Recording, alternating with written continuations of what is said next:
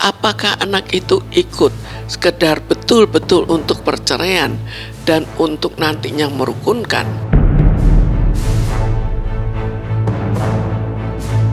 Harusnya dari pihak Andre juga menyesuaikan dengan fakta bahwa ini harta bersama.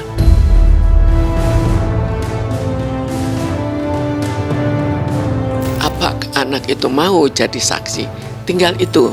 Kalau itu persyaratan bahwa anaknya mau dan memenuhi persyaratan, maka itu haknya.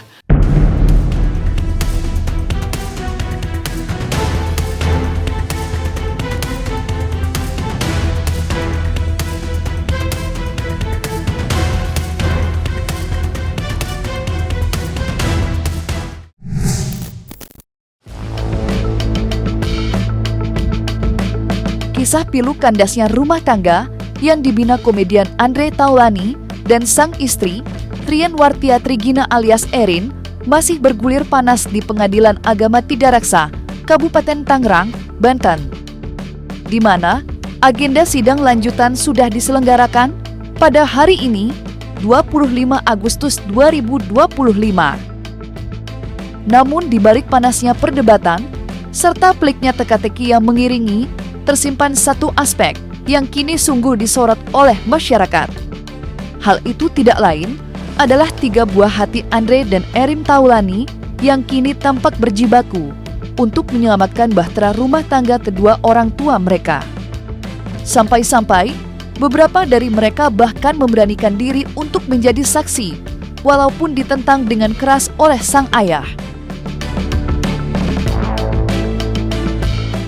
Lalu kalau kita lihat adanya anak yang ikut, apakah anak itu ikut sekedar betul-betul untuk perceraian dan untuk nantinya merukunkan?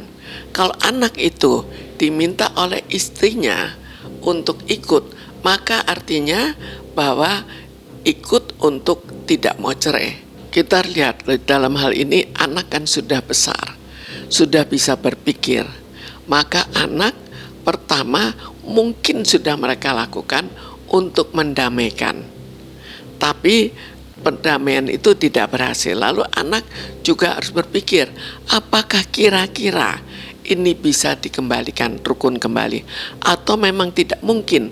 Anak kan punya pendapat. Kalau dia berpendapat, oh keadaan demikian parah sehingga tidak mungkin dirukunkan kembali, maka anak pun seringkali memilih bercerai saja. Tapi kalau mungkin untuk dikembalikan, barangkali anak akan memihak untuk merukunkan kembali. Anak-anaknya luar biasa loh kemarin saya lihat anak-anaknya udah tumbuh besar. Dan ini merupakan upaya keluarga itu sendiri. Nggak bisa saya klaim itu sepihak dari Bu Erin atau sepihak, nggak bisa, itu bersama. Bisa anaknya begitu, kita lihat loh, menjadi contoh tuh, keluarga yang jadi contoh. Saya pikir itu adalah kerjasama yang bagus ya. Terkait masalah ada suatu soal, semua keluarga, teman-teman yang sudah berkeluarga, atau mungkin ada orang tuanya yang udah umur 70-80 tahun, masih pasti ada persoalan. Saya jamin itu. Anak-anak nggak usah nyampur, sudah kasih berkali-kali Andre bilang anak-anak minggir. Kalau Andre sudah bilang anak-anak jangan ikut-ikut, jangan diikutkan, sudah tidak perlu lagi dibahas. Anak-anak minggir semua.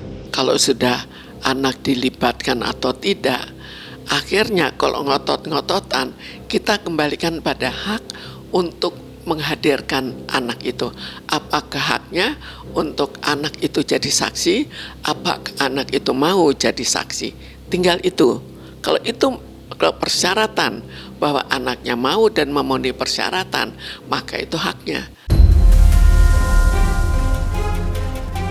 Kehadiran sang buah hati dalam beberapa agenda sidang dikabarkan memang berhasil membakar amarah Andre Taulany. Hal itu diungkap oleh Fahmi Bahmid selaku kuasa hukum Andre Taulany. Belum lagi, sempat berhembus pula sebuah isu miring yang menduga kehadiran para buah hati adalah demi menuruti perintah sang ibunda. Sebuah tudingan yang seketika langsung dibantah pihak Erin. Lantas, seperti apakah tanggapan psikolog terkait perkara ini? Mungkinkah ada pembicaraan sebelum sang anak memberi kesaksian? Kalau omongan sih pasti ya. Bagaimana mungkin mengajak tanpa omongan? Tapi anak itu kan tahu bagaimana hubungan antara bapak dan ibunya. Anak itu juga bisa berpikir, apakah lebih baik bergabung? Umumnya anak lebih senang kalau tidak bercerai. Tapi kalau sudah terlalu parah, seringkali anak juga mengizinkan, oh ya lebih baik bapak dan ibu bercerai saja daripada terus saja terjadi perkelahian. Itu mungkin saja kan. Jadi kita lihat lagi ada apa dan apa pendapat dari anaknya. Kalau anak itu menjadi saksi dari ibunya, maka anak itu mestinya memihak pada apa yang diinginkan oleh ibunya. Tidak ada atas kemauan, anak-anak dipaksa kok. Ini ada WA-nya semua. Apakah ini tekanan atau tidak kita belum tahu, karena jelas anak ini sudah dewasa. Ya, atau menjelang dewasa, sudah bisa berpikir. Jadi kalau sudah bisa berpikir, mestinya anak juga mempunyai pendapat. Lah pendapat itu nanti bisa kita lihat di pengadilan.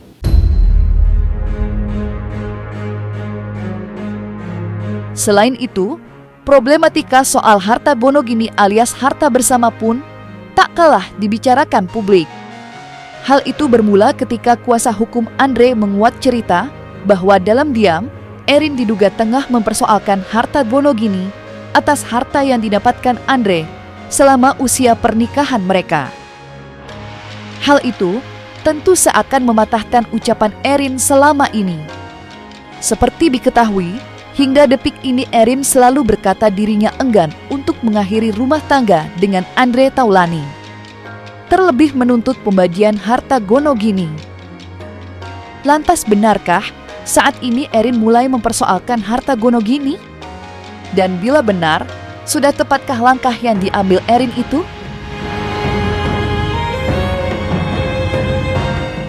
Kalau kita lihat harta Bonogini, maka harus dibagi. Tapi sekarang kalau sudah bercerai, kita lihat dalam banyak kasus terjadi sengketa dalam harta Bonogini. Sekarang kita lihat kembali, ada apa kok sampai tidak dilakukan. Jadi biasanya kalau sudah harus di pengadilan, cerainya juga di pengadilan, maka kemungkinan harta Bonogini pun nanti lewat pengadilan. Itu pada umumnya, dan sepertinya tidak ada perceraian tapi tanpa mempersoalkan harta Bonogini selama harta Bonogini itu besar. Dan begitu banyaknya harta yang digugat, yakni ada beberapa poin gugatan-gugatan yang dicantumkan di dalam gugatannya, saya tidak, yakni tanah dan bangunan 1, 2, 3, 4, 5, 6, 7, 8 9, barang bergerak 1, 2, 3, 4, 5, 6, 7, 8, 9, 10, 11, 12, 13, saham 1, 2, rekening bank 1,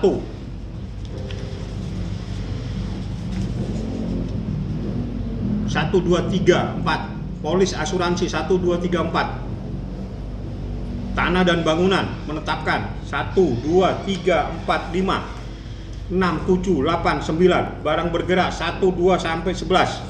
Ini semua adalah gugatan balik namanya. Artinya Andre Taulani hanya mengajukan gugatan cerai, tapi dia digugat balik, dan ini tidak ada orang yang tahu. Oleh karena itu saya sampaikan bahwa kejujuran itu sangat penting supaya tidak tersesat kita memberikan informasi kepada masyarakat. Jadi kan ada suatu permohonan ya, permohonan talak cerai, tadi saya sampaikan. Tapi saya pikir saya batasin dulu lah, karena ada privacy di dalamnya. Sehingga kenapa, yang intinya saya sampaikan dalam rekopensi atau gugat balik, sampaikan bahwa Ibu Erin tidak mau ada perceraian. Sederhananya itu aja. Masalah di situ ada kembangannya seperti apa pasti berkaitan dengan pertanyaan atau pernyataan yang ada di dalam permohonan talak cerai. Nah itu saya kurang pas. Tanya dulu aja apa sih isinya, kok mereka menyampaikan mengenai angka-angka itu kenapa gitu. Kalau mereka udah sampaikan, baru nanti saya sampaikan. Saya hanya ingin membatasi diri kami karena kami ingin ini merupakan suatu perdamaian perkawinan gitu ya. Saya membatasi diri kami untuk hanya seluas-luasnya untuk mengajak seluruh pihak untuk berdamai. Harusnya dari pihak Andre juga menyesuaikan dengan fakta bahwa ini harta bersama.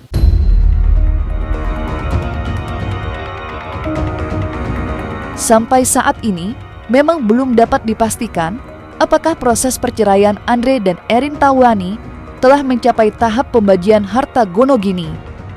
Mengingat, Erin sendiri masih bersikeras untuk mempertahankan pernikahan.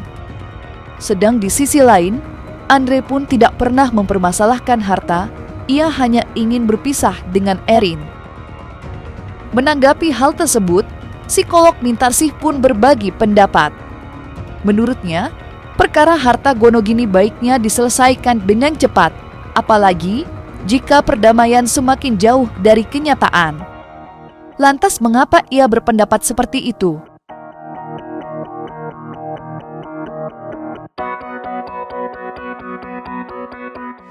Sekarang kan bahwa itu sudah sekarang demikian sulit, kemungkinan nantinya kan berlanjut ke harta gonogini. Jadi kalau misalnya sekarang memang tidak minta cerai, apakah nantinya bukan berlanjut? Apakah iya, cerainya juga sangat sulit lewat pengadilan, tapi harta gonogininya damai. Biasanya tidak demikian, tapi yang sering adalah harta gonogini juga lewat pengadilan karena mereka sudah sangat tidak sepakat dalam pernikahannya. Terlepas dari itu semua, sorotan paling tajam sejatinya tertuju pada alasan perceraian ini. Bagaimana tidak, sudah hampir 1 tahun berjalan, alasan perceraian mereka belum juga terkuak seutuhnya. Namun yang pasti, tekad Andre Taulani untuk bercerai nampaknya sudah sangatlah bulat. Sontak saja, deretan teka-teki ini pun memantik liarnya spekulasi di mana-mana. Ya, seiring berjalannya waktu, semakin banyak saja masyarakat yang ikut berspekulasi tentang apa sebenarnya yang membuat pernikahan mereka harus kandas. Mulai dari spekulasi adanya orang ketiga, hingga potensi adanya kesalahan salah satu pihak yang tidak bisa lagi dimaafkan. Parahnya lagi, kini beredar narasi miring yang menyoroti sikap Erin selama ini.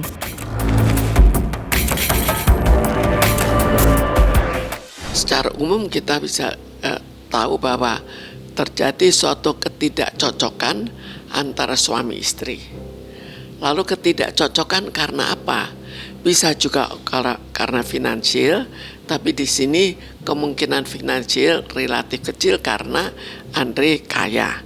Kemudian kita lihat apakah hubungannya dengan keluarganya. Siapa tahu keluarganya membutuhkan uang yang besar. Itu juga mungkin saja pada zaman sekarang kan, pada situasi ekonomi yang sulit.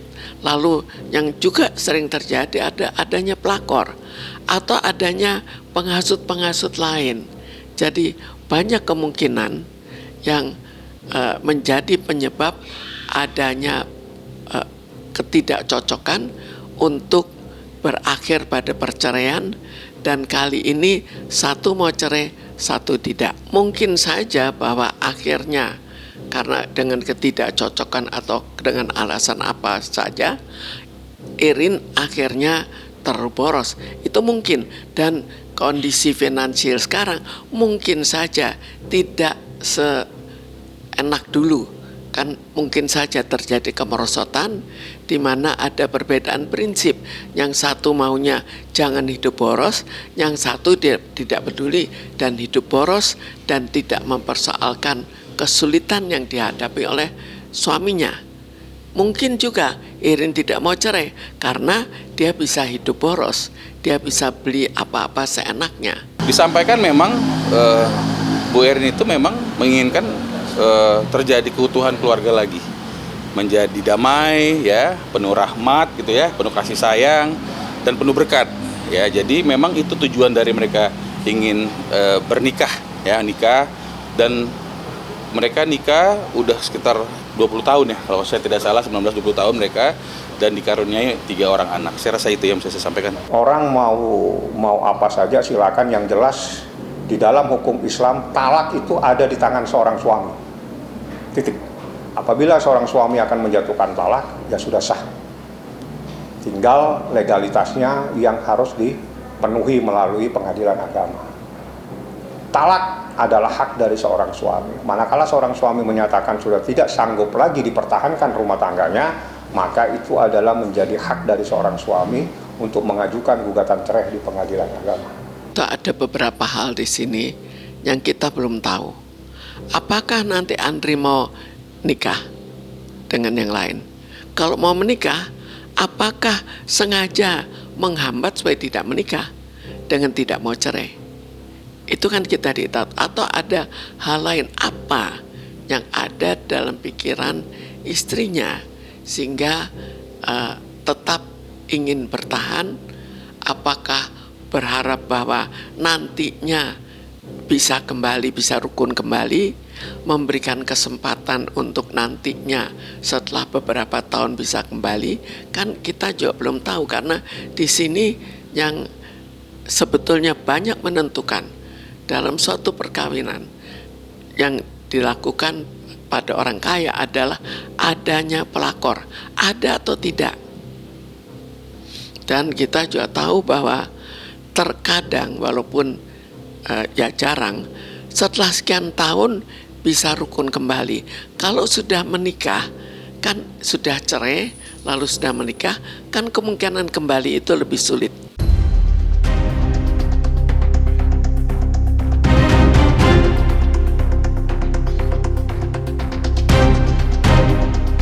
Nah, selesai sudah Cumi Lovers. Jangan lupa untuk like, subscribe, dan juga share channel YouTube Cumi Cumi.